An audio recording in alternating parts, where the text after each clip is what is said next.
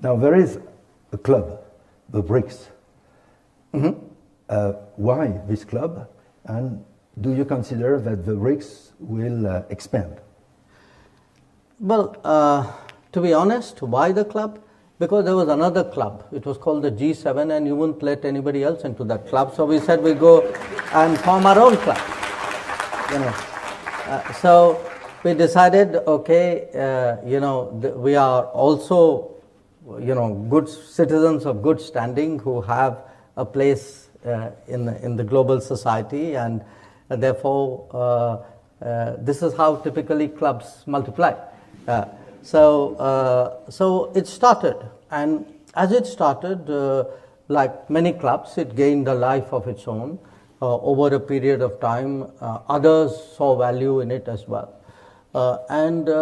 So in a sense, I would say, it's actually a very interesting group, because if you look at it, typically any club or any group has either a geographical contiguity or some common historical experience, or a very strong economic connect. There are some orthodox binding factors. But when you have a Brazil in South America, and Russia in Europe, and India and China and Asia, and later on South Africa was added, the common feature was really, I would say, big countries rising in the international system. Russia perhaps had already risen, so would not necessarily qualify in that, who felt that their coming together would give them greater weight and greater influence. Now, what has happened between when the BRICS started, approximately 2 decades ago, to where we are now, is we see, particularly in the last few years, a lot of interest in countries joining the grouping. We expanded the BRICS. We took the decision to expand the BRICS last year in Johannesburg, and we extended invitations to more countries, which virtually doubled the number.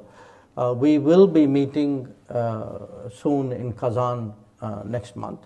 And we know, as I travel around the world, I frankly see more and more enthusiasm, more interest really in countries wanting to be associated in some form or the other. BRICS, of course, has itself evolved. In all of this, we've also created a bank, the New Development Bank. I think on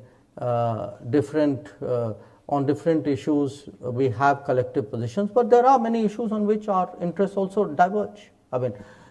India and Russia and China and Brazil, South Africa would not, necessarily agree on all issues, and in certain cases, maybe our positions can be quite divergent.